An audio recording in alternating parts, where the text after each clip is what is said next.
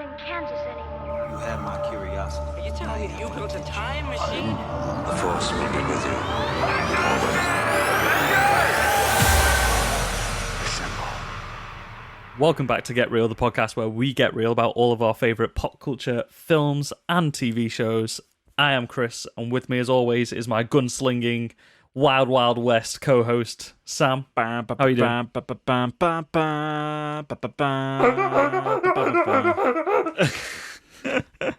Spoilers.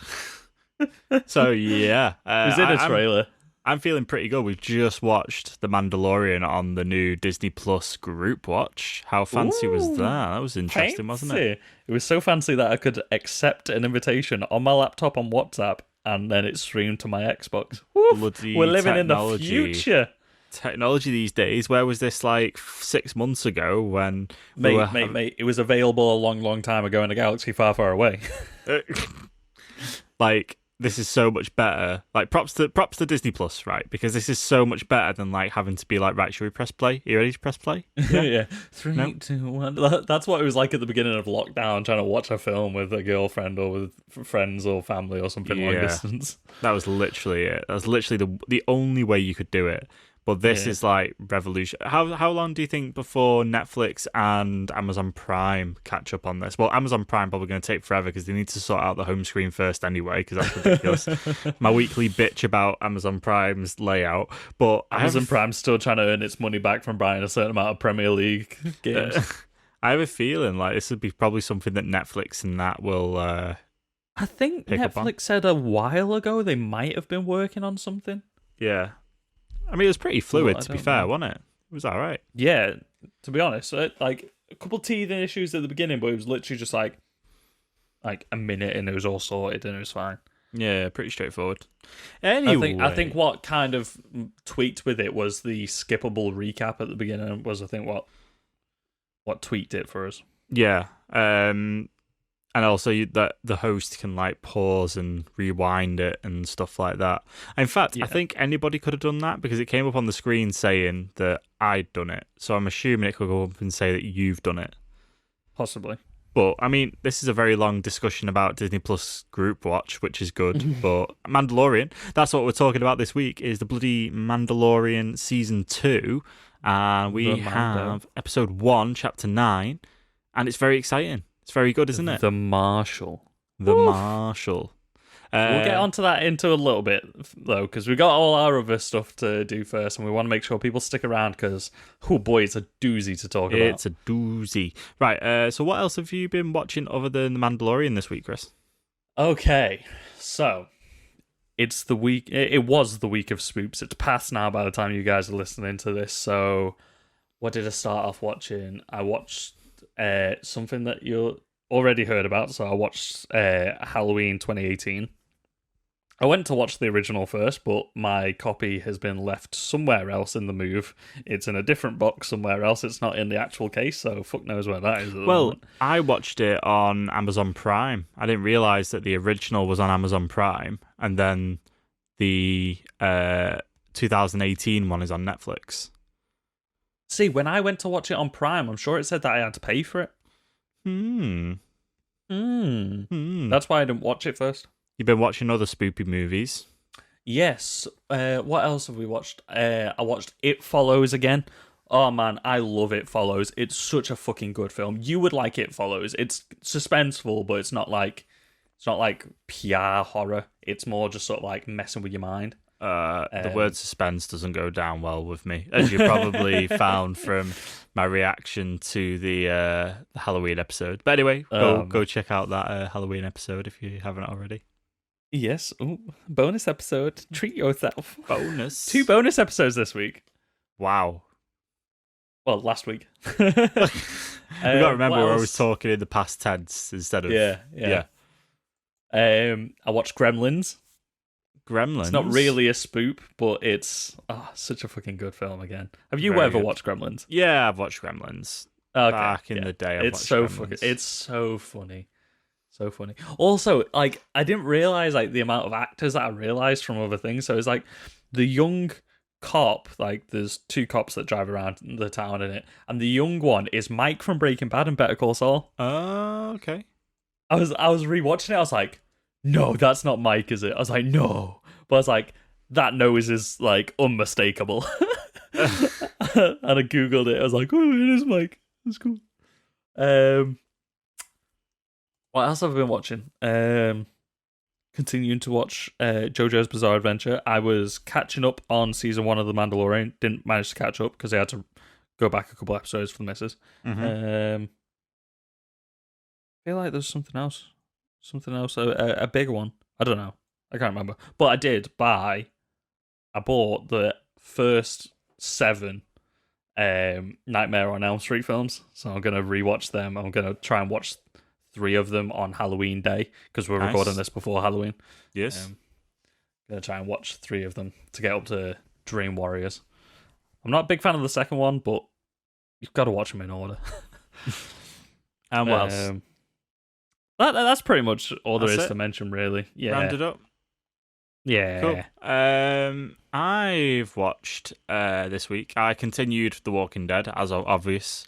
That every week we talk about how far I'm up to with The Walking Dead. And I've got up to one of my favourite Negan quotes. That it's every time he goes, "Damn."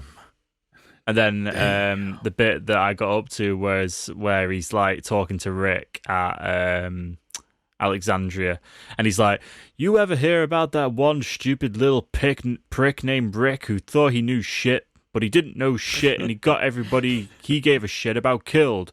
That's about you, Rick." And it's I remember you sent me a photo as well when you got up to the episode as well, and I was like, oh boy. Yeah, he just comes out, he's like, "We pissing our pants yet?" We pissing our pants yet? I totally fucking love him. Yeah, like Jeffrey D. Morgan is an incredible actor in The Walking Dead. He's such a good Negan. Like, he's such a good couldn't have got Negan. anyone better. Like, he absolutely owns any scene that he's in. I think I might go back and just rewatch like the Negan arc. Yeah, just go back and I might rewatch just do that because the all-out that's war so bit. fucking good. Yeah, just oh man, so good. Little pig, let me in. You got to do that thing where like you push your chest out as you talk, where you with a baseball bat over your shoulder. Lucille. Remember that Halloween where everybody used to dress up as Negan from The Walking Dead when it just came out? It's like every year there's like a thing. It was like when Suicide Squad came out, every girl was dressed up as Harley Quinn and every guy was dressed up as Joker. And then when Walking Phoenix as Joker came out, everyone was dressed up as that. It's like a thing every year, isn't there? Yeah, like the popular Halloween character. I don't think I've ever dressed up as anything relevant at the time. No. I know like 12 years after it came out, I dressed up as Shaun from Shaun of the Dead. That was the same year I did the Joker from the Heath Dark Ledger's Knight. Joker. Yeah, just about. when we were younger. 1 year I did Constantine as well. And like there was only one person in a nerdy little, like, it wasn't even a nerdy bar, it was just like a proper obscure bar in Northern Quarter in Manchester. Like one person who was working for the mayor of fuck knows where. Like she was like assistant to the mayor in like somewhere in Yorkshire. And she was like, "Are you dressed up as Constantine?" I was like, "How the fuck did you know who I was?" It was just like and then one of our mates from college that I hadn't seen for years, because it was like, you know, like unisex toilets where it's like they've got separate toilets, but it's like a unisex like sink area. Yeah. Fucking pitch black it was in there, you know, like it is in most like bar clubs. But it was Halloween as well, so there was like just like one swinging light bulb in the corner, like an interrogation or something. And I'm there washing my hands, and then I just say, "Chris," and then like the most amazing skeleton makeup and costume, but like because it was so black, all I could see was the bone structure of it. Like just leapt on me in this toilet, and I was like, "Who the fuck is this?" I couldn't recognize the voice, and it was one of our mates from college, and I was like, holy fuck, I haven't seen you in like 3 years, and then you just leap on me in a dark toilet just like that. So your Constantine outfit, was it the Keanu Reeves Constantine outfit, or was it the more comic book based Constantine outfit? So it was. I kind of did a little bit of a fusion, so maybe more people would notice it. So I dressed up like the comic book version, the tan coat with the sleeves rolled up, scruffy like hair and everything, the red tie. So it could have just been Shaun of the Dead with a tan trench coat on. kind of. But then on my arms, I drew the tattoos that Keanu Reeves got on his forearms. Yeah, so I did a little fusion. Should have just got your bloody leg out, mate, if you get what I mean. just get my fresh tats out. Could you imagine? I would look like a flasher if I was walking around in a trench coat and just had my bare legs out. You Well, wouldn't be able to I see saw anything. it like your leg rolled up or something, not just like just one leg rolled up on my pants. yeah. And I think that's kind of it. I watched. Obviously, we talked about it already, but I watched Halloween, the original 1978 one, and then I watched the 2018 one. Other than that, Check out Sam's reaction to that on the other episode. And then I was also watching a little bit of Schitt's Creek because my girlfriend was watching it. I know loads of people that have started watching that. It's Like, because I haven't got around to it yet. It's because one of the lead actors in there had passed away quite recently. I didn't realise. So Eugene Levy, I believe, is the one that. Yeah. No, What? or is he still When? alive? Is he still alive? Oh, I would have thought I would have known if Eugene Levy passed away. No. Okay. No, he's still alive. No, I'm sorry, Eugene Levy. I'm just wishing people away here.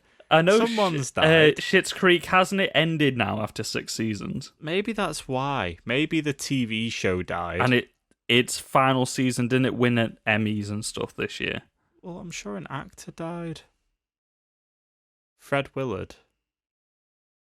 Oh, Fred Willard is he's the dad from he was the dad in what was that space series with Steve Carell that we watched? Yes. Space Force. We spoke about it at the time. Yeah, and he was the dad in the granddad in Modern Family. Yeah. You know what? I think there was a hoax story going round saying Eugene Levy had died, and I think maybe that's what happened. But to be fair, it's quite funny. It's quite a good little sitcom TV show, very Modern Family. But yeah, that's what somebody said to me this week. Very Modern Family. Yeah. Right. Cool. Shall we talk about bits of news and stuff that's come up over the last week? There's a lot of stuff from I'm gonna do trailers first, if you don't mind, and then we'll do the news because the news seems to sort of flow into itself. Bloody switching it up a little bit this week, aren't you? Changing it up. Make sure you refer the to audience that. on their toes. Make sure you check out that bloody time code and make sure you're getting your sections right. Also, it just means that people have to listen to the full thing instead of skipping around if they can kind of predict where different things are. Can't this week. No. Well, anyway, what you can do this week is we should probably start saying this more up top because we save it right till the end. But you should probably go check out us on Facebook, Twitter, and Instagram at GetRealPod. Also, we have a alternative podcast, which isn't alternative like it's got eyeliner on and all that. It's more like the case that it's it's the goth phase podcast. It's the mom. It's not a phase. It's not a phase. No, we have a gaming podcast, which is run by our friends Richard and Lawrence. You should probably go check that out as well.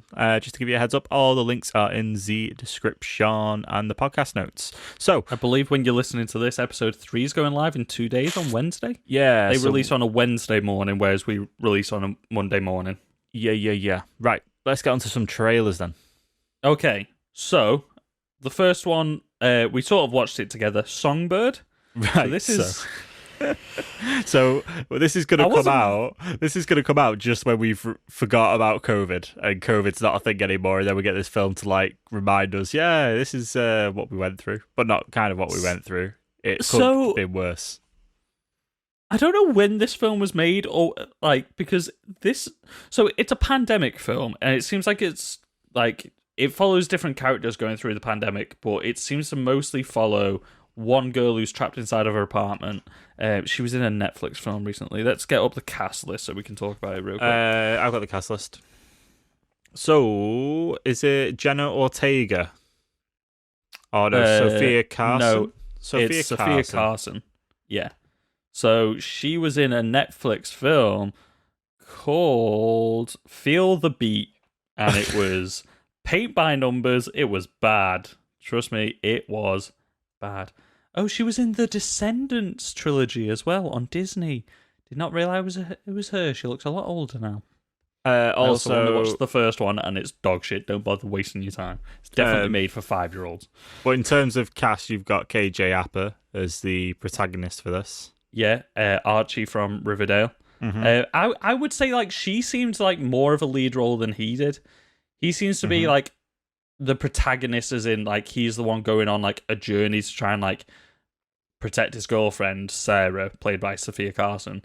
But it seemed like most of the trailer was following her. You got Alexandra Daddario in there, Demi Moore, got Paul Walter Hauser, Craig Robinson himself. Yeah, Peter Stormare. Like that guy's got the greatest face and voice there is. So yeah, like I knew it was a pandemic film going into the trailer, but then you get a news reel like 5 seconds in, and it's called COVID-23 is the outbreak, and they're on like week 2000 or something of lockdown. Yeah, it's like week 230 something, and they're talking about lockdown, and it's too soon. It's very close to home, isn't it? Too close to the bell, honestly. Yikes. But I mean, considering you'd think a film like this would have nobody in it. Do you get what I mean? You think a film about fucking COVID-23. Yeah. You don't think someone like Michael Bay would be attached to it. Yeah, he's an executive producer, isn't he? It's also got producers from... at the same time, it's probably exactly who you Place. think would be attached to it. So this is coming out next year. I want to know when they filmed this. Romantic thriller film based on COVID-19, even though it's called COVID-23 in the trailer. Maybe it's like a different strain, you know, like it's mutated and that's why it's going on so long. It actually began shooting. It was the first film to start shooting during the Los Angeles lockdown. Right, so that's how they got so much like LA footage with the roads empty, which is pretty cool.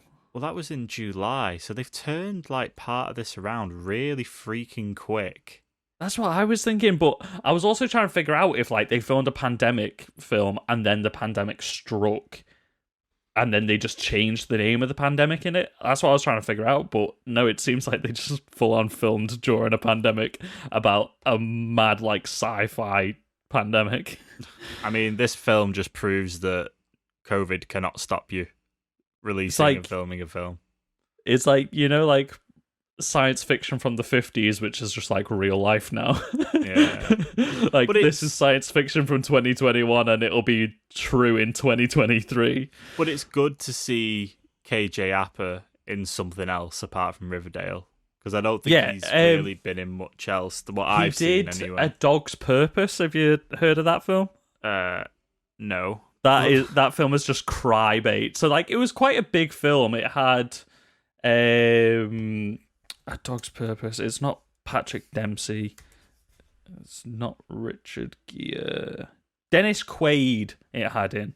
And Josh Gad. Oh, yes. Josh Gad. I know Josh Gad. Josh Gad voices the dog. So basically, it's about a dog that keeps getting reincarnated and lives all these different lives, but it means that the dog keeps having to die. So you see this dog die like 7 times in the film, and it's heartbreaking.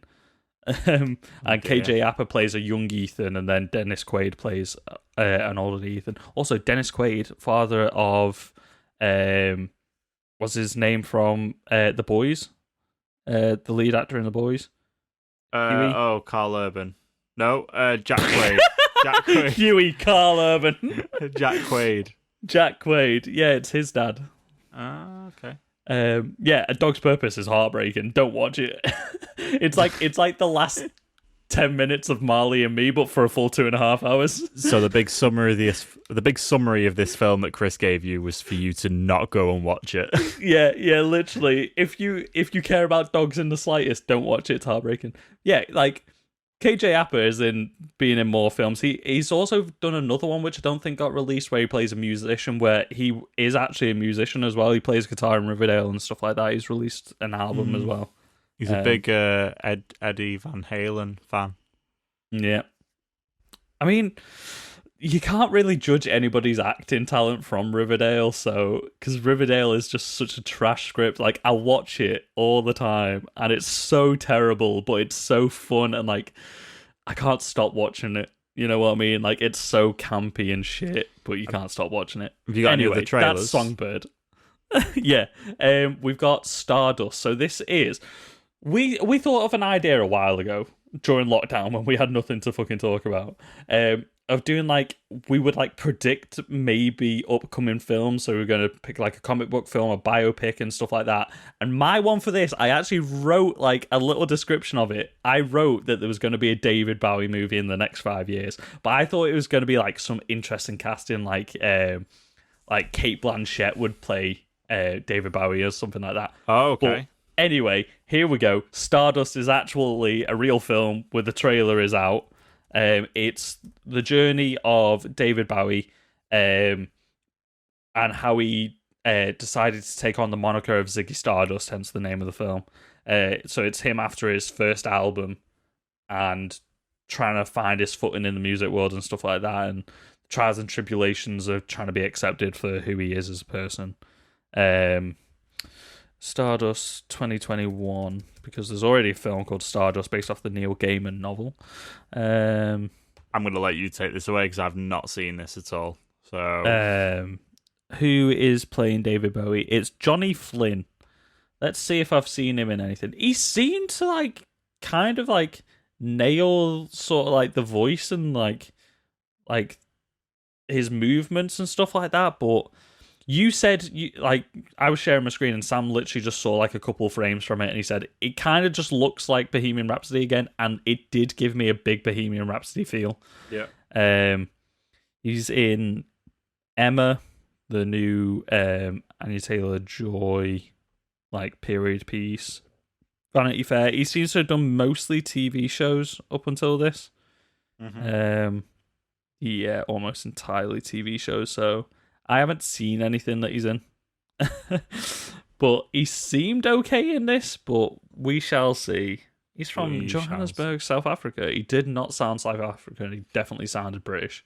I love David Bowie, so I'm definitely going to check this out and see like how I feel about it from there. I think the trailer is definitely worth. There's been a lot of kind of these biopic style films out now, but I feel like ones that weren't Bohemian Rhapsody and Rocket Man, I feel like the other ones have kind of fell along the wayside a little bit. Like there was the Aretha Franklin one. Well, that was actually going to be my next story.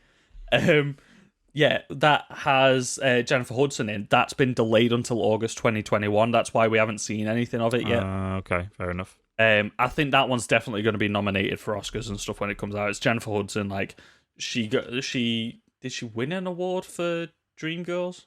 I can't remember, but yeah, I think she won Best Original Song maybe. She's fantastic and she looks great in the film, but that's been delayed to August 2021 because they want to get a cinema release, which I think is to push for the awards. Yeah. But last thing about Stardust, I think it looks good, but like you said, it looks like one of these biopics. We had a big trend of them in the early like 2010s, and then they sort of fell by the wayside, and then Bohemian Rhapsody and Rocket Man came out. It seems like we're getting a load more of them now, but they're all sort of paint by numbers, and they don't really do anything interesting. I think the last interesting one that I saw was about, it was a pseudo biopic about, his name's fucking escaped me, Bob Dylan. And that had loads of different actors playing him throughout the generations, and that had Kate Blanchett in it playing him during one of the generations. I think I would have liked something interesting and artistic like that one for a David Bowie film, because he was one of those musicians that sort of lends himself to a really sort of like indie drama. You know what I mean? I think that's what they've gone for with this, but they've just made it. It might just be the trailer, or it might just be the way it's shot and the way they're telling the story. It seems too much like Bohemian Rhapsody, which I thought was a good film, but I don't think it was the best film of the year like everyone else seemed to fucking think it was. Definitely just 'cause it's based off Queen. Not the film that you need to see rehashed. No. Between Between Rocket Man and Bohemian Rhapsody, you would want more films like Rocket Man. Yeah, I do agree that. To be honest with you, I thought both of those films were fine. Like, no more than fine, to be honest. Yeah. I think I enjoyed the way they sort of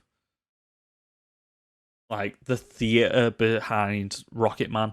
Like, it felt more like the way you see biopics on stage and stuff like that, like Jersey Boys and stuff like that. It felt like having such a big flamboyant and musical character lended itself to having more of a musical like that, and it sort of brought more purpose to the songs instead of just like, here, let's lie about how We Will Rock You was made and stuff like that, just to try and interweave it with the narrative and stuff.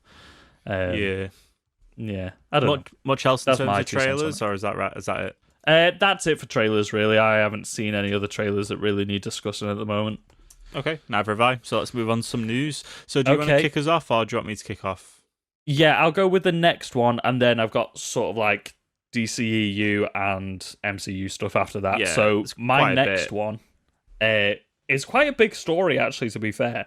So it's been released now. MGM have stated that every month that No Time to Die is delayed, it's costing them an extra $1 million a month. Wow.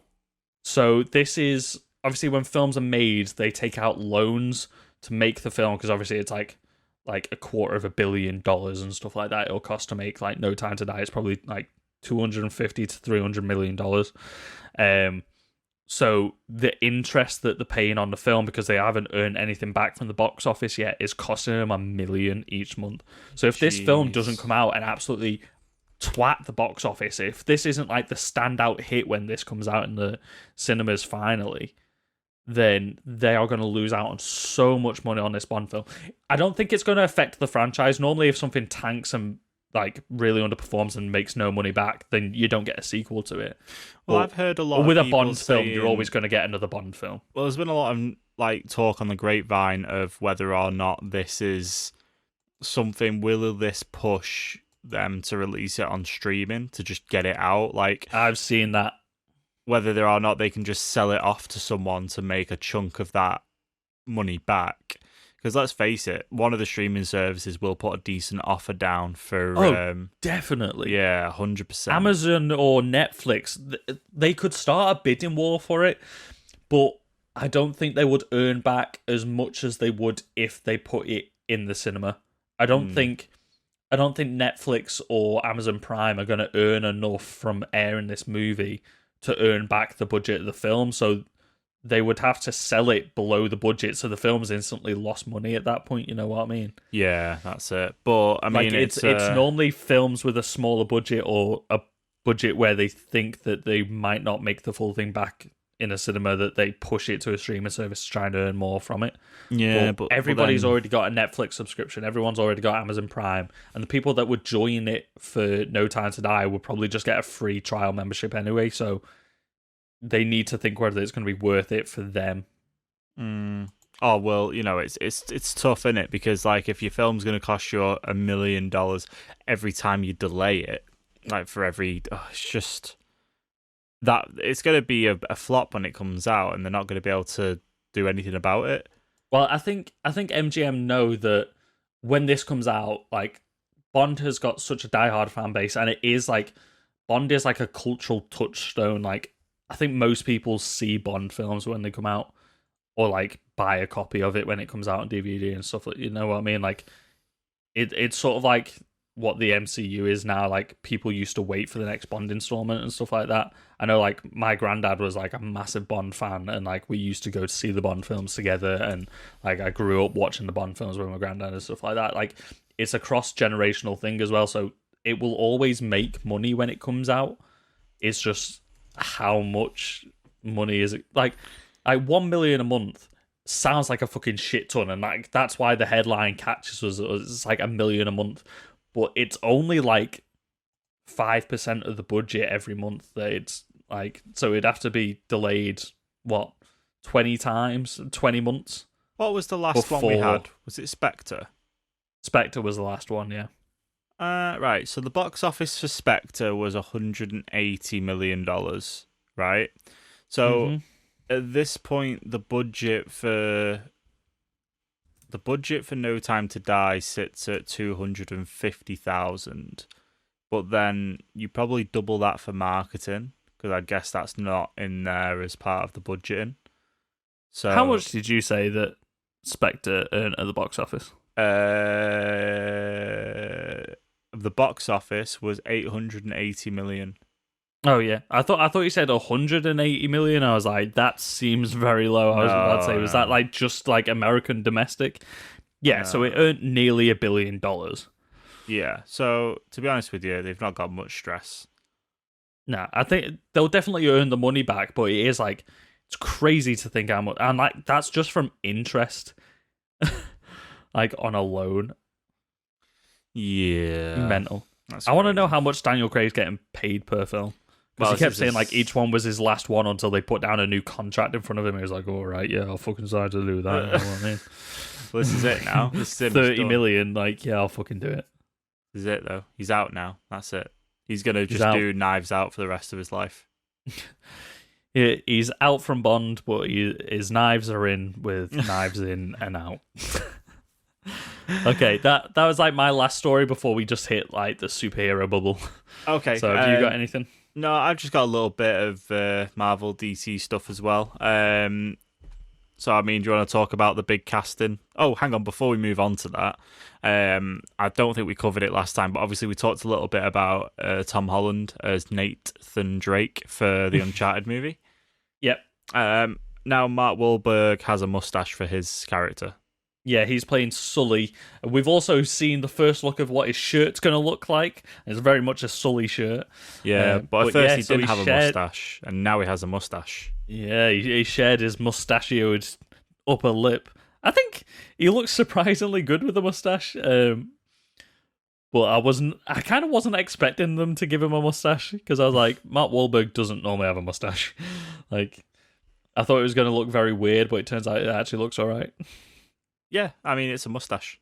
So everyone looks okay in a mustache. Yeah. Also, there was one other trailer that we should probably talk about here. The Halloween Kills trailer. Oh, yeah. Yeah, we'll talk about this quickly. You can talk about it now, because you know something about the Halloween franchise. I know a little bit about the Halloween franchise. Maybe we should talk about that on the Halloween episode. Maybe we've already talked about it on the Halloween episode, Chris. I thought that, but I was like, no, would it fit? We've got to make decisions now. Maybe we skim it. It's a very short trailer, to be honest. Yeah, because I was thinking it would be weird if we talked about the trailer for the third one and then talk about the first two. It just seems like a weird order. So we can cut this out. So. No, we'll keep it in. Seem seamless. No, we'll keep it in and not seem seamless. We're an organic podcast, Chris. We're an organic podcast. We don't edit. We don't edit because we don't edit, and I can't be bothered editing. Okay. We're not like those professionals over at the Get Real Gaming podcast that edit. We started out like that, and then we were like, nah, let's just fucking roll with it. We're 47 episodes in, Chris, and I'm not going to start re-editing now. Okay, right. Halloween Kills trailer. Sam. Right. There's an article here by Screen Rant of 19 secrets and story reveals, and like we discovered before this podcast, none of them are story reveals at all. An empty street is not a big selling point of the film. I'm going to be honest right now, if we're going to spend any more than 60 seconds on this trailer, then we're talking about this trailer for too long. In a nutshell, Michael Myers isn't dead. He's alive. He's got a burnt mask and he's killing more people. There you go. That's it. Summed up. Done. No, so the things that I wanted to talk about was the returning cast was all I wanted to talk about really from this. So we're getting a load of returning characters from the original film, which Sam now knows. So we're getting Lindsay Wallace, we're getting Marion Chambers, and we are getting, what's his name? Tommy Doyle. We're getting back from the original. So this are the two kids that Laurie looks after and the nurse from the beginning of the film when Michael Myers escapes. It's kind of crazy that we're getting all these characters back now in this one film. So they are full on like tying this back into all the previous films and stuff like that, bringing back the things that worked from the original. It looks like Tommy is out for vengeance as well. He's got a baseball bat. He seems to be going after Michael in some way. But Michael is also chasing down Lindsay and Marion. So is he trying to tie up loose ends? Is he using them to try and find Laurie Strode again and her family? Obviously, now he seems like he's got a vengeance on the whole family. He's got a vengeance on everybody, and that's what I learned from watching Halloween. Is that's what's going on? He's and I'll just be honest a with you, completely unmotivated killer. That's what makes him so scary. and to be honest with you, I'm probably never going to watch this unless we do an episode again for it, because I would. We're never definitely going to do an episode on it.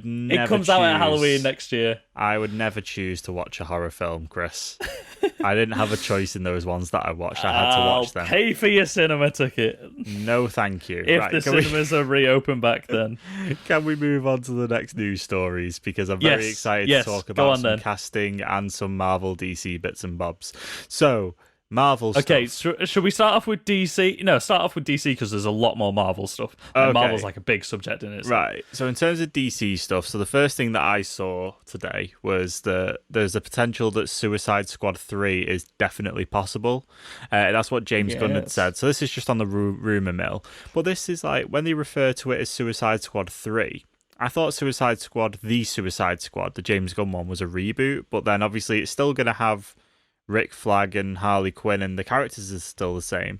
So is it a reboot, or is this a sequel? And is then the other one going to be another sequel? Why do people call it a reboot, Chris? I've got so many questions, Chris. I just don't know.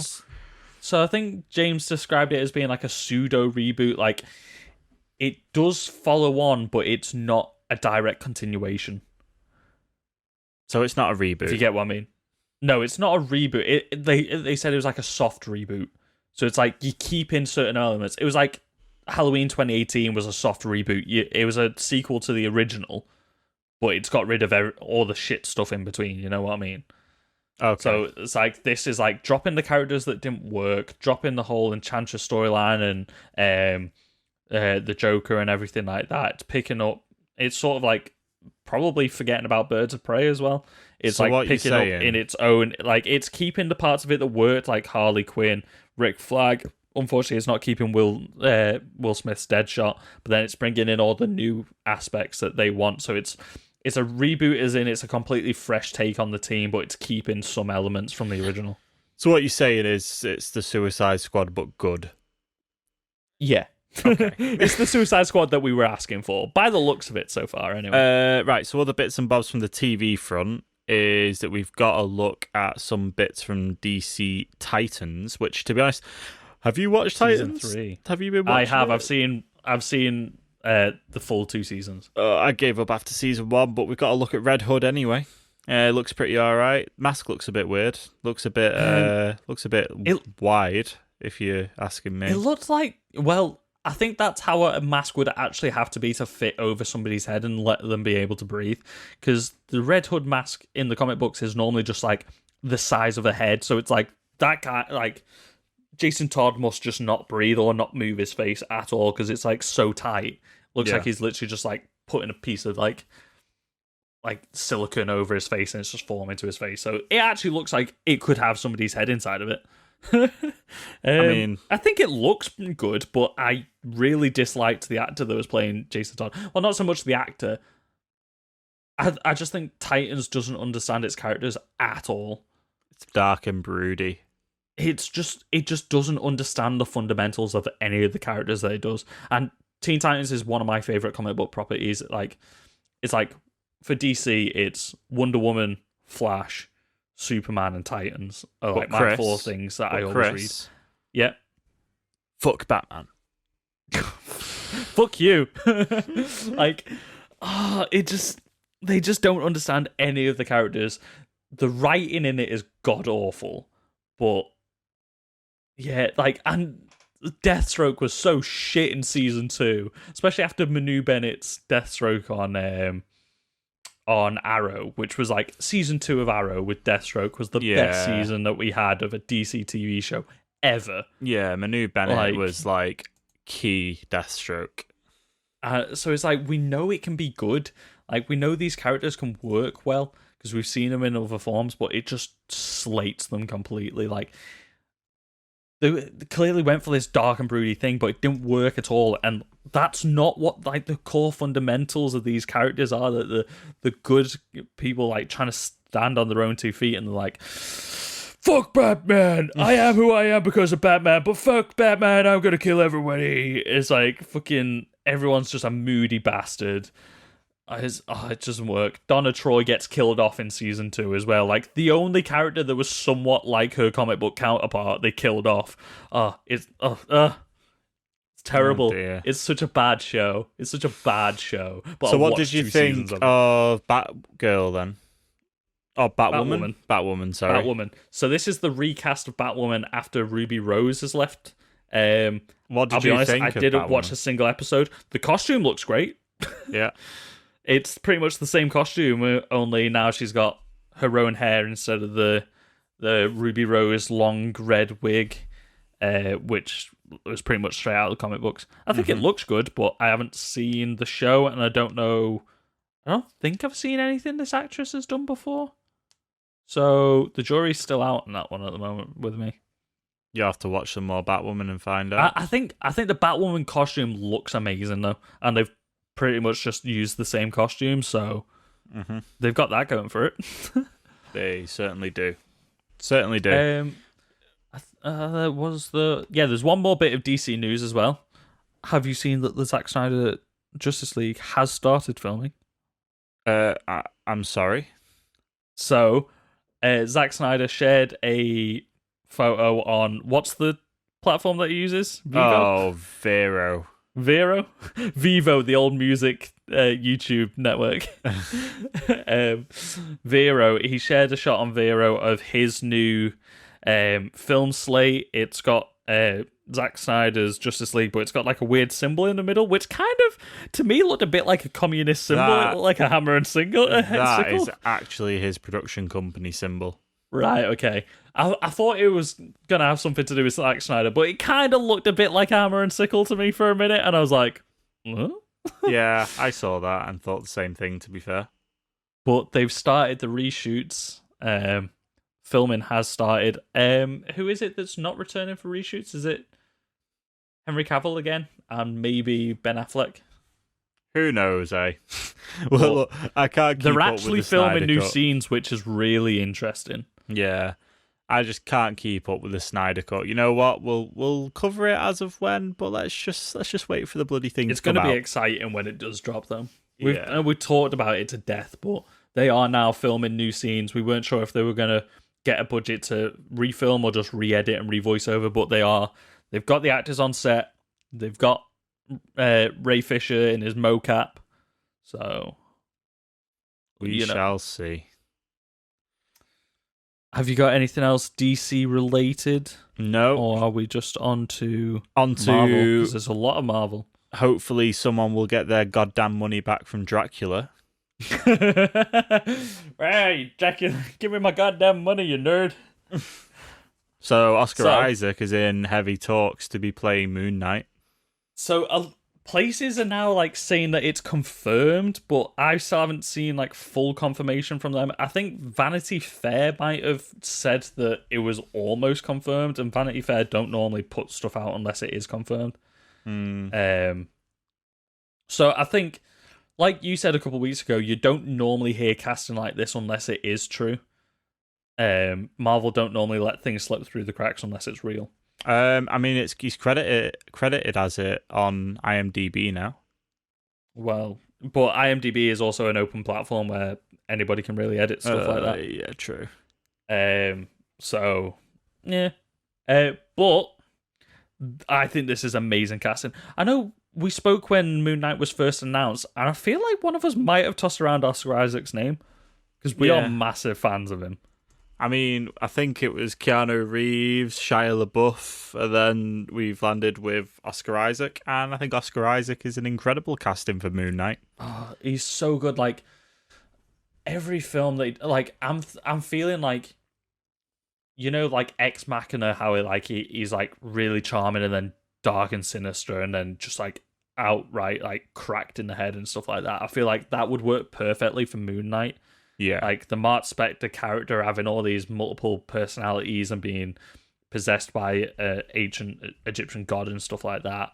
I feel like it would work so fucking well. And Oscar Isaac just plays like when I watched Annihilation. So like mild spoilers for Annihilation, but like you don't know whether like the character that you're seeing of him is him or maybe this like other version of him. Like he seems to have come back from this mission different from how he was. This is all in the first 5 minutes, so it's not major spoilers, it's minor spoilers. But the way he plays that character like seems like a really interesting like way of being like, how like somebody is like maybe they go a bit blank when they're in between personalities and stuff like that and like trying to figure out his own mind and stuff. Like he's such a fucking good actor, he can literally do anything. He's gonna be so fucking good. And it's just added some like big chops to this season now as well. What other MCU news did we get? So, one other interesting thing about Moon Knight is that all the new Disney Plus shows, all the showrunners and directors and writers are actually sitting in on the writers' rooms of the other shows to make sure everything's coherent and maybe some crossover. I think that's where we're going to sort of land it, tying it into the rest of the MCU, which is really interesting. Interesting. So next, I'll do a couple small ones and then I'll do a big one and then a couple small ones. So you're going to do a couple of small ones, a big one, and then another couple of small ones. And then another big one at the end. Oh my goodness, we are 50 minutes in and we are not on to the main topic yet. Yeah, we'll do it. We're doing it. Matthew McConaughey wanted to play the Hulk. He was the one that. Now, is this actually a news story, or is this actually just something that people say? Oh, he tweeted something, or he said something in an interview once, and it means that he wanted to play the Hulk. So this was in an interview. Because we know how much we hate things on a certain particular movie news website that that just tries to get a story out of anything. So if I see this on this particular news website... No, this is from the Happy, Sad, Confused podcast. Okay. Where they interviewed Matthew McConaughey and they were like, so you never got your chance to play Bruce Banner, right? And he was like, no, he didn't. So like he was pushing to play Bruce Banner. I'm not sure in which iteration because it isn't made clear. I think it was when Edward Norton was up for the role. But Marvel passed on him for Edward Norton. I think that was just before Matthew McConaughey's like resurgence, with Dallas Buyers Club and stuff like that. I think it was before the McConaughey Renaissance. You know what I mean? Yeah. So that imagine what a Matthew McConaughey Bruce Banner could have been like. That's kind of weird, I think it would have been great, but like that. It's Matthew McConaughey. It would have been. It's Matthew McConaughey. It's going to be good, but he would have loved taking a shirt off for it. Anyway, we know that. I don't know whether it would have just been a bit strange. Like, could you imagine seeing it in the? Yeah, but like MCU Edward Norton's Hulk was a bit strange seeing Edward Norton playing. He also wasn't in the the proper MCU. No, yeah, so he got recast by that point. Yeah, I think the Mark Ruffalo Hulk is probably quite spot on. Yeah, he is. So, next big one, Spider-Man 3 has started principal photography now. Everybody has touched down in Atlanta to start shooting. Tom Holland revealed this on his Instagram. Literally, the day after he finished shooting Uncharted, he flew back to Atlanta and landed there, got his script and everything, and he was reading through, ready to start principal photography. Then the day after, we got headlines that Zendaya has landed, ready to start shooting, and now we've got Jacob Batalon, who plays Ned. He's revealed his new look as well. So he was like a larger fellow, and he revealed a while ago that he was like on like a massive health kick and stuff like that. And we've seen that lately, but like he is like proper like changed. So this is like a whole new look that they're going for Ned. I feel like maybe it's going to play into his character. Like maybe he's getting like a a bit more popular, maybe he's like feeling a bit more confident, he's willing to step out on his own. You saw him at the end of Homecoming, he was like wielding a weapon, like trying to like defend his friends and stuff like that. So I think we're going to see like a nice arc from him, from being like trying to be the guy in the chair, as he called himself in the first one, to then trying to find his own identity other than just Spider-Man's friend, you know what I mean? So I think like this whole like body transformation might play into the way that they're playing the character arc as well, and I feel like it could be really interesting. Also, just like good on the guy for like taking the opportunity during lockdown and stuff to like get active again and looking after his health and everything. You know, it'd be kind of crazy. You know, because we're getting obviously multiverse madness happening in this film, we assume. Oh yeah. Would it be interesting? Like, there's a really old comic book origin for Ned's character, where he actually plays the Hobgoblin. Oh yeah, that's where his name originated from, wasn't it? Yeah. So wouldn't it be really cool if he was like slimming down? Obviously, you know, there's no absolutely props to him anyway. But wouldn't it also be cool if he was like slimming down for the role of playing a Hobgoblin in one of these many universes? That would be really interesting. That'd be good, yeah. Yeah. That would be cool. I didn't think of that. We bloody know how they like to pull from old origins and link people together without it having to be a completely different person. They'll sometimes slam a existing character with another character, and rather than doing two different people, if you get me. So yeah, I also saw a headline the other day. I think it was just sort of like a think piece, maybe, or like, you know, like the Roos Loombas, or whatever the fuck I said last week. Excuse me? Loose Rumours, Roos Loombas. Roos Loombas. Roos Loombas. I think Roos Loombas was on the bandwagon again, bringing out his bullshit statements. I saw like a statement saying that Marvel were toying around with the idea of getting other actors in to play major lead roles in Multiverse of Madness as like cameos. So, you know, when they were casting for Iron Man, there was Tom Cruise was apparently in the running and stuff like that. So, like, getting these other actors in that could have possibly played them for the Multiverse Madness, just for like cameos and stuff. That was a rumor that I heard, but I think that was just a think piece with like a Roos Loomba. A loose. I like how this is becoming a thing. Yeah, like that. That's what we're gonna say from now on when something's probably 99.9% bullshit, but it made it to the headline. Yeah, a Roos Loomer. Also, so the next headline. This is the last small one before the next big one. Marvel's Blade was a TV show before Mahershala Ali was cast. So this was meant to be a Disney Plus series, but then once they got Mahershala Ali in cast as Blade, they were like, this guy can hold his own, Oscar winner, let's push it for the big screen now. Yeah, and what a better time to do it, eh? I think it would have been cool seeing like 10 hours of him over like a series playing Blade and stuff, but Blade's probably going to get a new trilogy or something like that with an actor like this, so we'll still get like those 10 hours or something with the character. Yeah. So I think this is so cool. If they give it the big screen budget as well. I love the old Blade movies.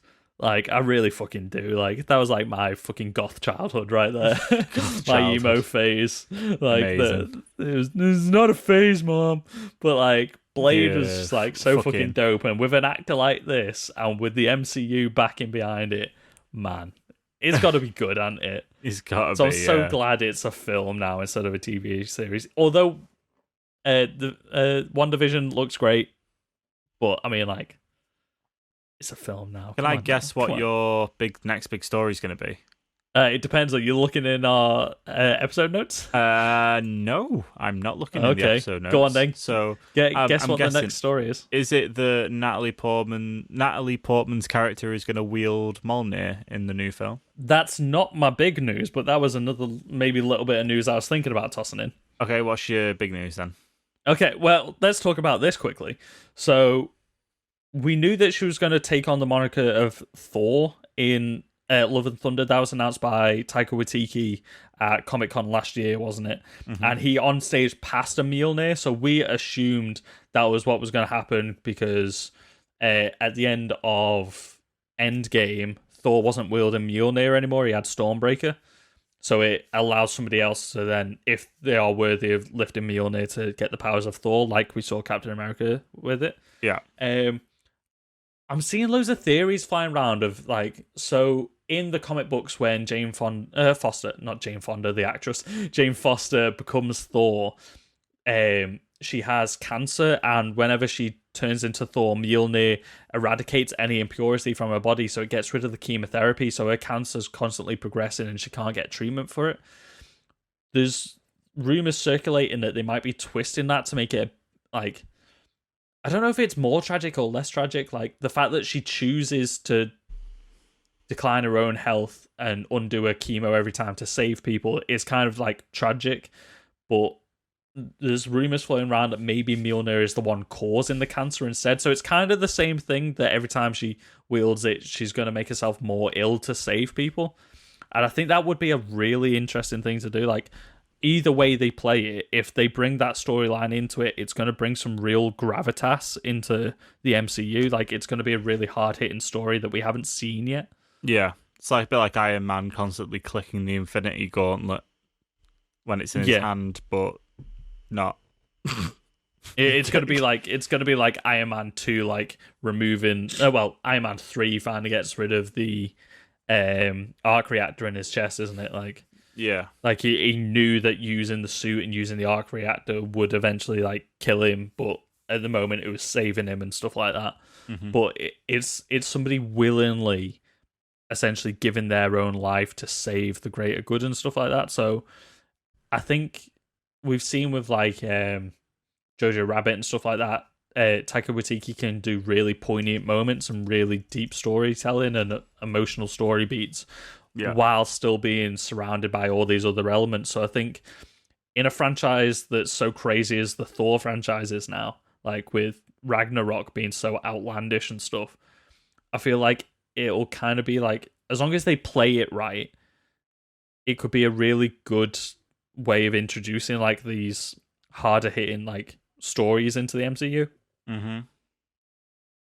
And yeah, I feel like it'll be lighthearted enough, but then they could bring the tone down to like make these moments hit harder, probably in contrast to the comedy. Yeah. So that's really interesting. So my last piece of news is that Shang-Chi is wrapped filming. That's the big one. Shang-Chi is now wrapped. We talked about it last week. They were filming in Chicago. But they've wrapped filming and they've confirmed, they've put out a statement saying that they had 0 cases of COVID on any of the cast or crew or anything like that. They were able to finish production completely safely. Everybody's gone home to the families happy, which is nice to hear with all the trouble that we're hearing from Batman and stuff like that. So, but I mean, what's also good is that we've not seen much behind the scenes of this, so hopefully a lot of what we'll see when it comes out will be from the trailer, rather than seeing like really crap behind the scenes photos or like set photos or anything like that. Well, that's normally the biggest thing, is like people snapping photos near the set or something, isn't it? Like, we had the time travel suits and stuff like that spoil from Endgame, and like people then started to theorize with stuff, because like that was still when it was kind of like related to Barf and stuff like that. So like it was just enough behind the scenes information, because we had Cap wearing his old 2012 Avengers suit, didn't we, and stuff. It was like enough information that we were able to unravel the story and stuff like this. Whereas, like you said, with Shang-Chi, we've had nothing really, except for, I was throwing around some theories last week, but nothing's confirmed. Like, it's just, we've had a bus on a street being cut in half. That was it. Like, that's like going to be, 10 seconds of a film? Like, so the fact that, like you said, it's so much under wraps is like kind of refreshing. Yeah. I think lockdown might have helped with that, because obviously less people are going out and stuff like that. It's a good point. Right, Chris, we're an hour through and we've not even spoke about The Mandalorian yet. Well, we really need to talk about The Mandalorian, because it's time for The Mandalorian. It is absolutely time for our favourite bounty hunter. This is the way. Favourite bounty hunter? Would you say he's our favourite bounty hunter? I mean, he's definitely up there. He's definitely up there. He's definitely up there. Jin I mean, Djarin. for me, it was also like Boba Fett. Well, So- I mean, well, we should assume you're listening to this and you have watched The Mandalorian. I mean, I was just naming my favorite bounty hunters. IG-88's up there, Bosk is up there. You know, all the originals. They look fucking cool. You know. Oh, fucking. What about the guy with like the bug face that's kind of like in the background? The droid with the bug face, Yeah. the big-eyed ones. Yeah, he's pretty cool, The but I Empire can never Strikes remember Back. his name, so he's not as up there. Does anybody even like Dengar? Do you know what? Dengar is always really good in. He's always really good in the games. Yeah. And like Dengar and his ship in the X-Wing tabletop game was overpowered as fuck. Like he was the meta for like a solid 2 years, but then like he got fucked over in the Clone Wars. He was like in one shot in the Empire Strikes Back and stuff like this. Dengar's a bit naff in all the visual media, but then in the games he's always overpowered as fuck. Somebody explain it to me. And the Like you hilarious just take a thing Z-list is, character. what the hell happened to Dengar for him to end up like he did in The Rise of Skywalker, eh? Because that's a downward spiral if ever I've seen one. Dengar and the Rise of Skywalker. Yeah, oh, you know this. Come on, in the where you see John Williams, one of the. You need to type it in. Right, anyway, let me introduce The Mandalorian and you have a quick look. So, we've got the first episode of Season 2 of The Mandalorian. We're obviously going to talk full spoilers about all of this because we've just got off the back of watching it because it is a good time. Yeah, so, have you checked out Dengar? Yeah, I did not realize that was Dengar in the Rise of Skywalker. Yeah, that's How- apparently Dengar. Like, that is like really fucked up. Like, he's more droid than man at that point. Like, was he in the credits as being Dengar? Maybe it's just another guy called Dengar. No, okay. So let me tell you this: his name's Hrothgar Deng. Okay, Which is, let me summarize this. I think people are like jumping through hoops to figure out that this is Dengar. You know what I mean? No. So when you look at the character. His name's Hrothgar Deng. That Hrothgar Deng, right? Yeah. Dengar. Also, Hrothgar is an old, experienced Corellian bounty hunter who is likely operating under an alias. He has also been subjecting himself to cybernetic replacements in a poorly planned bid to live and work forever. As age began slowing his reflexes, blah, blah, blah, blah, blah. It is definitely Dengar. That's like James Bond using a pseudonym of Bond James. Like, Look, Chris, can we talk about the Mandalorian anyway, now, please? Yeah, I just don't think it's Dengar. I think people are stretching. Right, Mandalorian. Are you going to talk about the Mandalorian? I was waiting for you to talk about it. You were talking. I'm still trying to process. Anyway, this episode is really good. It's one of the strongest start. I think this was a really, really strong start. You got a little bit of everything throughout this whole episode. Good to see a lot of the stuff in this episode we didn't actually see in the trailers. Maybe like the first 5 minutes we've seen in trailers, and then the rest of it we had no idea about. Yeah. Really good looks at a lot of Legends stuff in here, and then a lot of callbacks. So, should we talk about the Legends stuff first? Yeah. We were saying throughout this, like, these are some like deep cuts. You know what I mean? Yeah, definitely. So let me think. So some of the Legends bits that we saw, you see.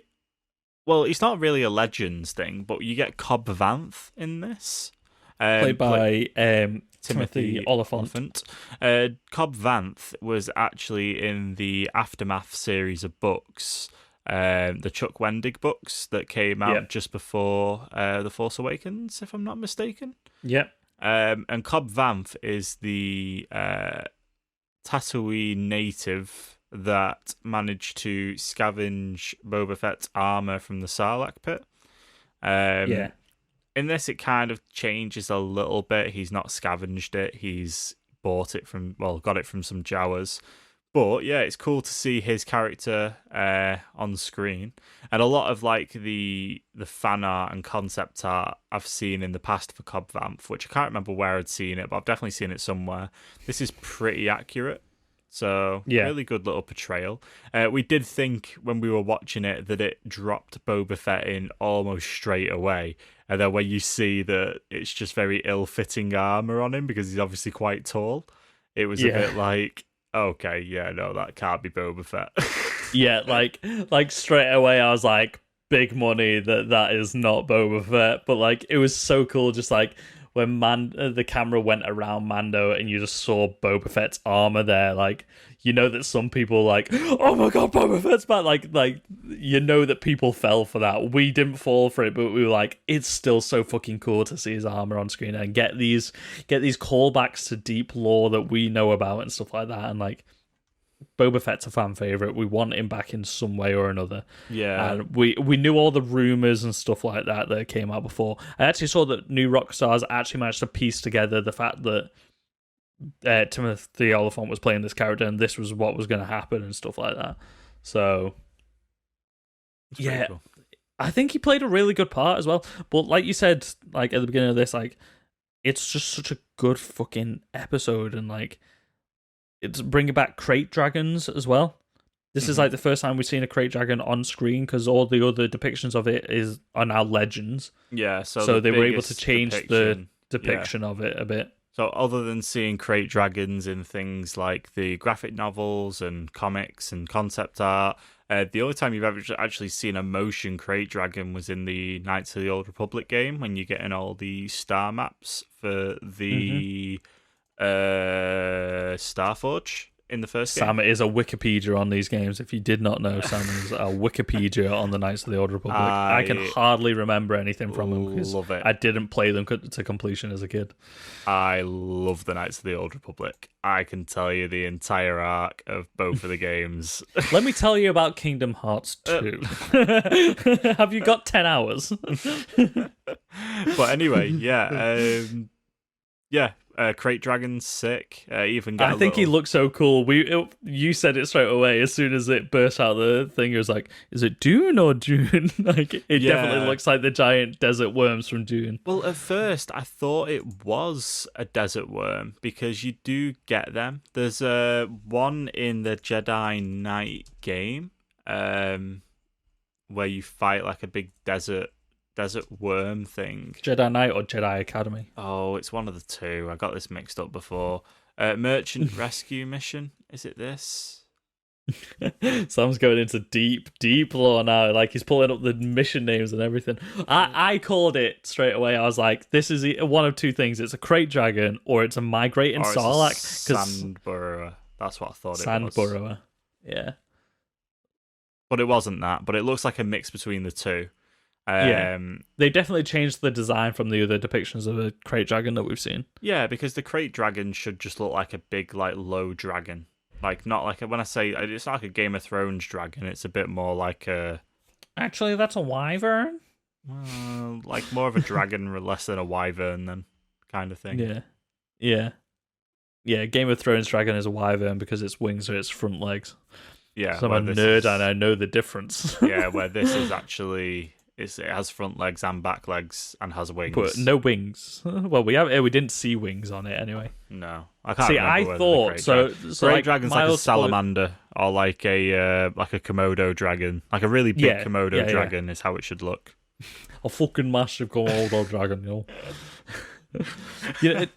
So I started searching images of the crate dragon, and what it looked like in previous depictions and stuff was sort of like, the creature that follows Thor at the beginning of Ragnarok that gets its head cut off with like the spines coming out of the head and stuff like that. Like it looks more like that. What a scene! Callback. What an opening. What else did we get from Deep Lore?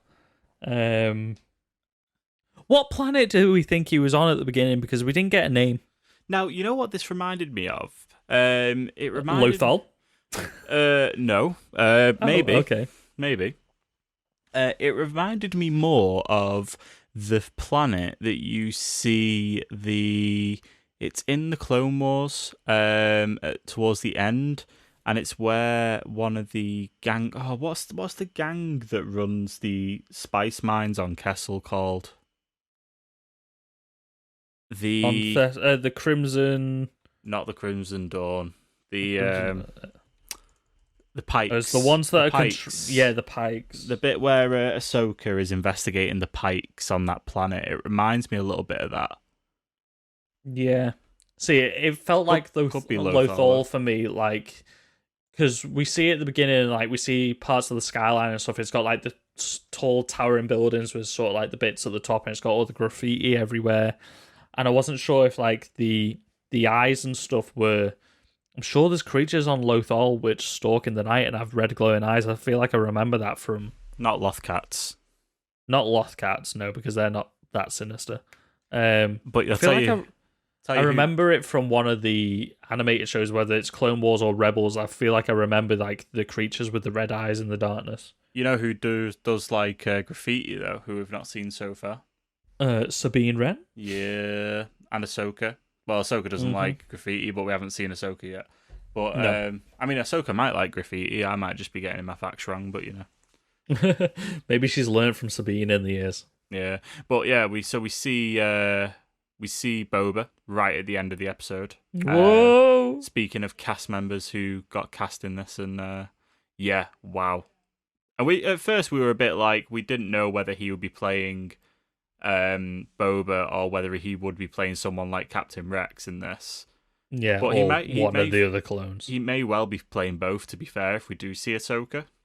Yeah, but yeah, he looks rough, man.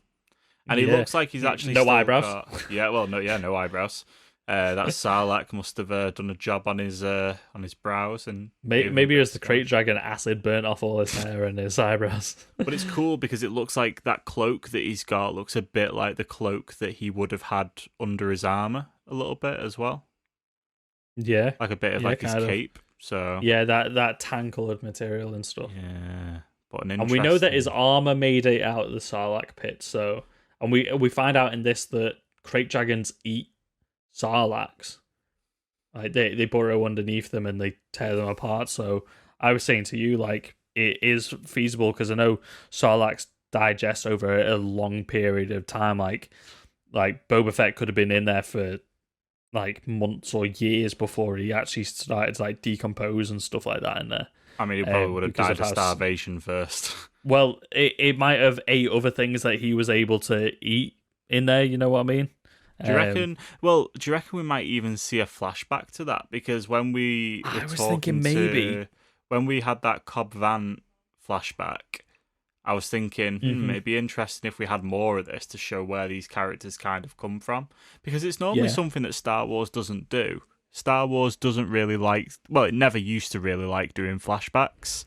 Until obviously things like The Force Awakens. I think the bit where Rey touches the lightsaber was like one of the first they're flashbacks. like Force visions, aren't they? Yeah, but more in The Mandalorian, we actually got actual flashbacks to like his childhood, and then you've got this flashback. So it's good because that's what it means I was that you thinking. Can grow the arcs and grow the characters a little bit more, which is cool. Yeah, and it's the whole thing of show don't tell as well, isn't it? Like if you show like a backstory, like we got the Mandalorian's backstory in episode 1 when you had the invasion and the Mandalorian saving him as a kid. You got those sorts of flashbacks, even though sometimes he was talking over them.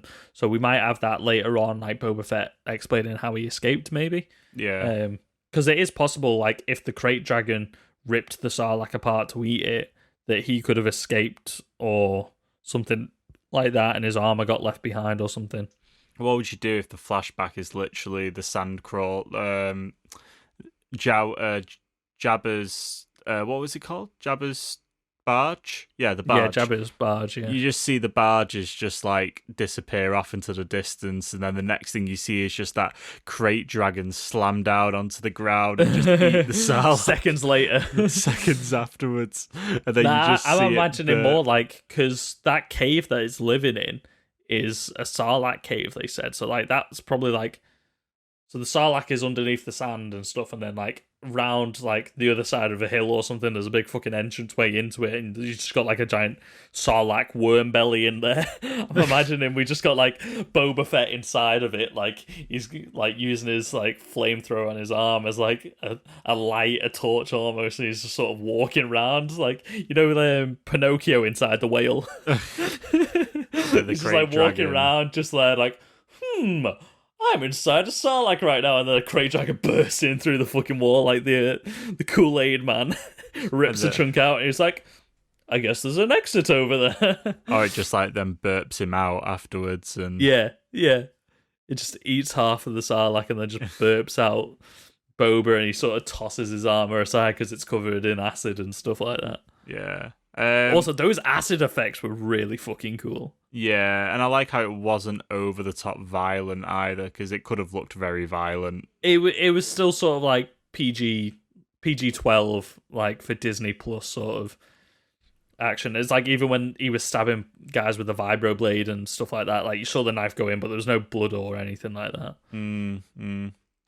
A couple of little nods. You get Cobb Vanth's speeder has a part of Anakin's speeder from Phantom Menace on it. Yeah, we were busy talking about the armor and stuff like that, and I can't remember who it was. It was like, isn't he using part of a pod racer? And I was like, oh my god, that is actually Anakin's pod racer. Yeah. Proper scavenger, like Tatooine stuff, like make whatever you can from whatever you can.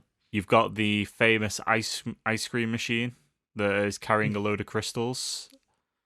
Yep.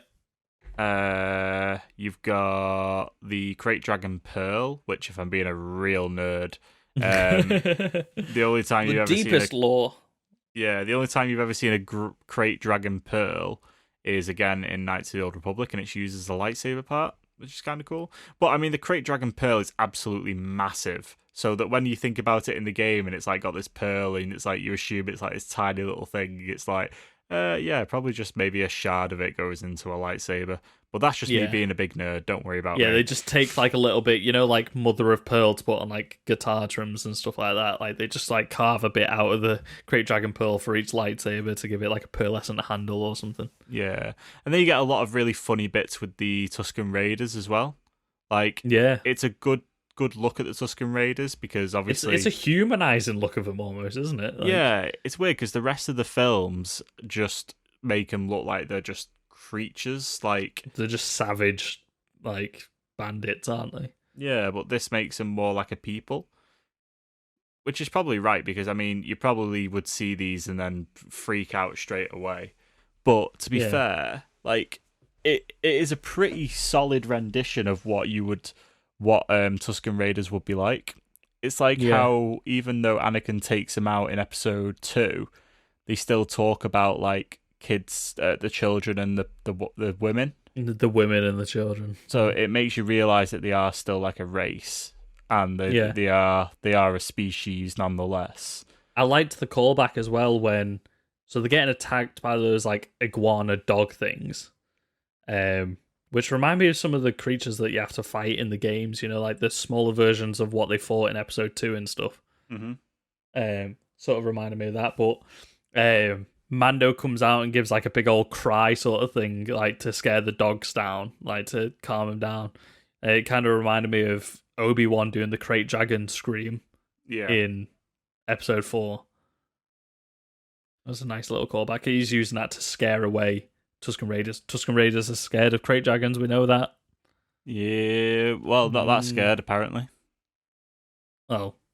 Scared enough that they just sort of feed it banthas and you're like, you eat and sleep and leave me alone, please. Did you have the same feeling when you saw that bantha loaded up with explosives the first time and think, yeah, they're just gonna put that bantha out and then they're gonna get him to eat that bantha? Yeah. And then you saw him burying all the explosives, and I'm thinking, hang on, what are you doing? You got such an easier way. Like you say, he likes to eat banthas, just like make it eat the bantha full of explosives. Like, the obvious route was to get him to eat the bantha full of explosives rather than burying it and then trying to lure it out. And also, trebuchets are in Star Wars. That was interesting. Yeah, big old ballista, not trebuchet. Yeah. A trebuchet is like a catapult. Yeah. Yeah, they're the things you see in Lord of the Rings, aren't they? Yeah. Return But of the King. yeah, I was like, sorry, what, actual propulsion-based weapons instead of all laser fire? Like, even like the old tatty old muskets that the Sand people have, like, shoot lasers, but now they're just actually using like a giant bow and arrow, just Yeah, using they a giant ballista. throw the old laser grenades. Well, I mean, where do you think we go now? Speaking of weaponry, sorry, just to put in, fucking whatever his name that Timothy Oliphant played. His character's name's not sticking in my head right now, so I can't remember it. Using the actual rocket on the back of fucking Boba Fett's armor, like the action figure did, which Boba Fett never used. I mean, you said it best when we were watching it. I was like, is he gonna? He's got it. Please tell me he's got it. I mean, that was such a cool moment for me. Cobb Vanth used Boba Fett's armor and abilities more than what Boba Fett used in two films. Literally, he did. He used the flamethrower. He used everything. Like he used the jetpack. He did use the jetpack of his own free will.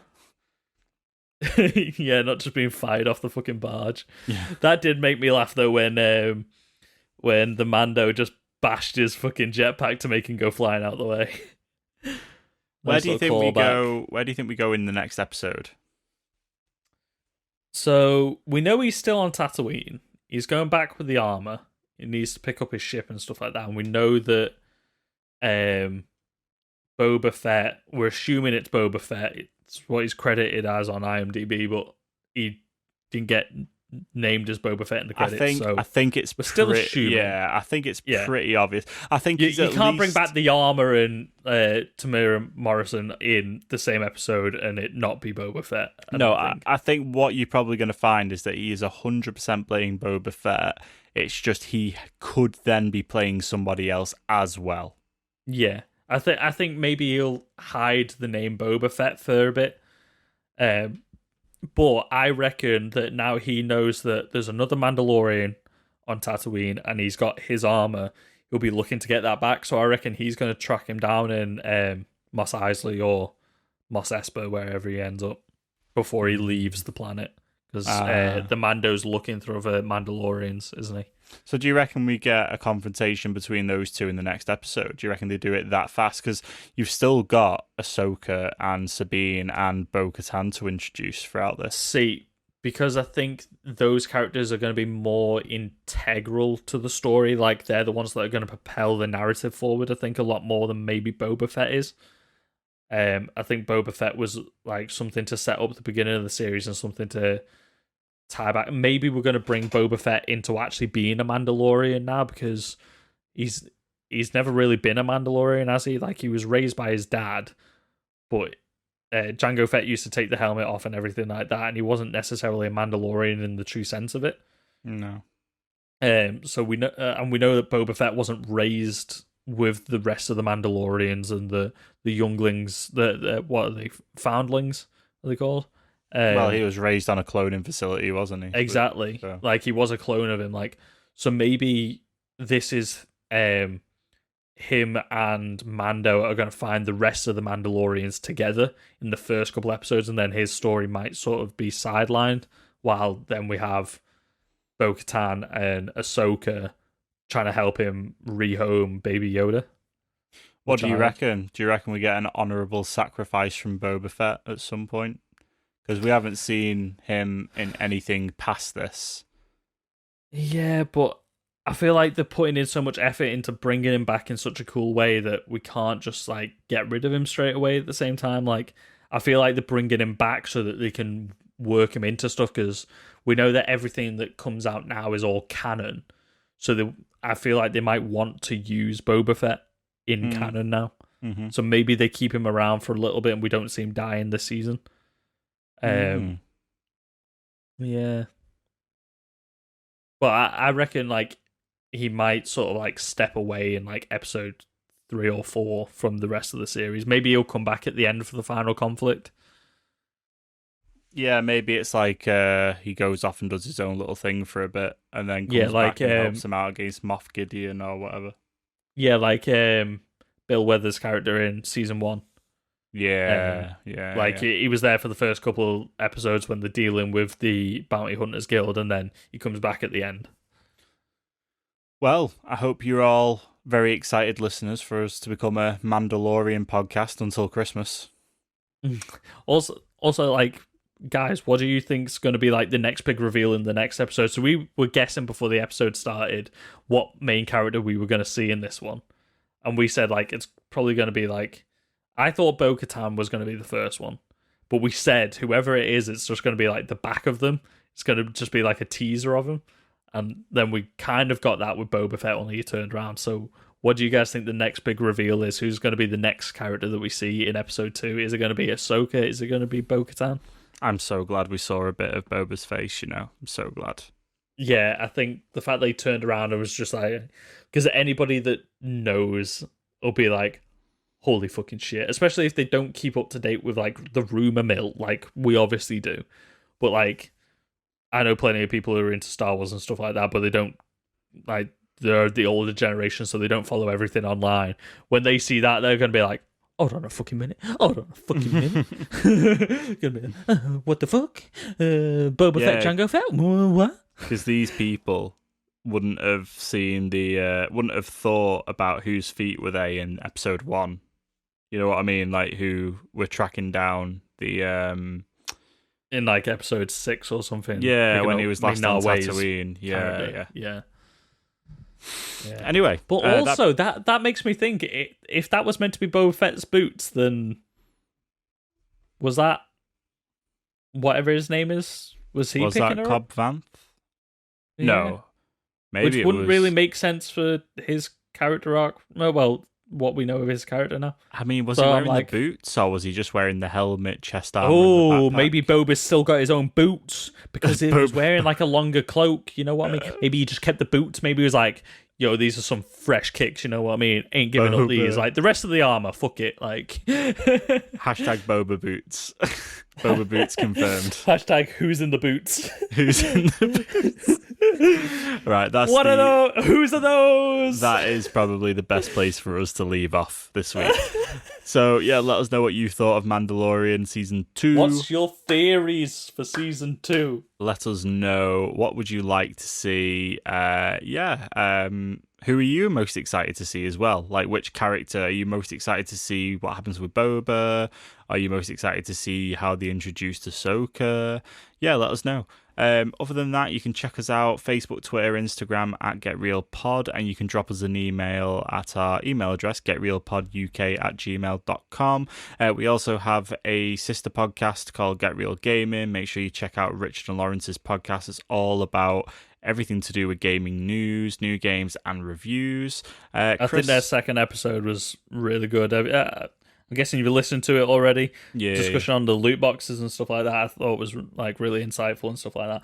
I want to get on there and argue with them and play devil's advocate on some of this shit, though. You know what I mean?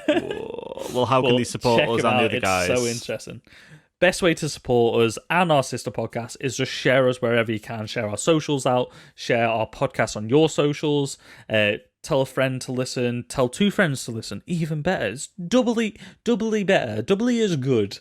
Best place to leave a rate and review, though, is if you're on Apple Podcasts, do it directly from there. Or if you've got Podchaser, if you leave a rate and review on there, it'll syndicate it to all of our other podcast distributors.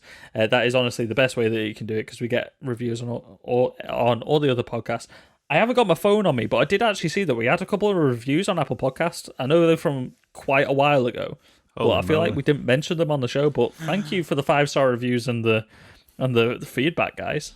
I will tell you what we'll do is we will have a quick read out of some of these reviews on the podcast because we haven't done that before. So we can get Apple Podcasts up on our laptops, can't we? Apple Podcasts, I believe so. Get real. Just before we do, I just want to take a second to remind everyone, because it would have probably have gone out by now, but I'm going to do a little bit of a donation drive for the Movember charity. Yep, we will be taking part. I'm going to shave on Sunday. Oh, you're shaving Get clean. it all nice and fresh. Just to let you guys know a little bit about Movember. Movember is a movement. They do work for mental health, suicide prevention, prostate cancer, and testicular cancer. You can grow a mustache that you can use to raise awareness and funds. You can move for Bro Movember. and Mo to save a bro is the slogan that they go with. Hell yeah. You can also move for Movember, so you can run our walk up to 60 kilometres or more. For 60 men that we lose to suicide every half hour or every hour across the world, you can host a moment, or you can just mow in your own way. It's a really, really good little movement basically for raising awareness. And yeah, you can head over to Movember, just search in Get Real, and we're down as a team. And you can see me on that team with my lovely mustache that I've started to grow on my Mo space. So donations are very welcome and will be massively appreciated by the Movember charity. Thank you very much for supporting us. Do you want to read out one of these reviews then? Because I can't actually find the reviews. I'm seeing 5-star ratings, but I can't see the actual written reviews on it. Oh dear. Not on the web version. I know it's on the phone version because I read them yesterday. Okay, right. Well, let's pull up some of these reviews then. So, just fill the silence for me for a second. Hope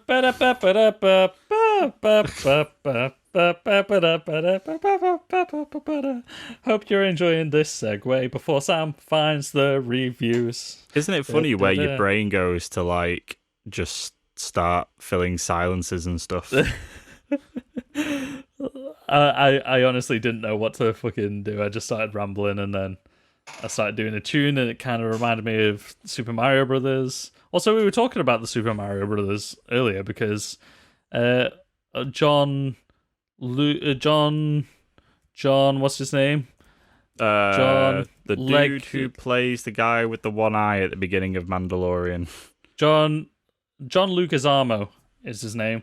He played the Cyclops in Mandalorian Episode 1, but he was in Super Mario Brothers. He played Luigi, and it's all full circle. That's maybe why I've got Super Mario Brothers in my head, because we were talking about it like an hour ago. Man. Oh, here we go. Okay, so we had this was back in May, Chris. We never read this one out. Oh, dear. Yeah. But anyway, great podcast, very fun to listen to. I look forward to a new episode every time. Hope more people discover this podcast. And that was from Matt P 1996. So thank you very much, Matt P 1996. Yes, appreciate it. We had another one on there as well, but we read that out a while back. I remember that was the 7th of January. That was from Vixen Bush 87. Silly, educational, and downright geeky epic. So thank you very much, Vixen Bush. Appreciate it. We'd love to hear it. Love to hear it.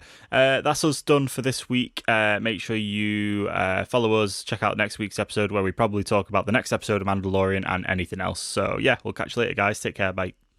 Bye. No post-amble.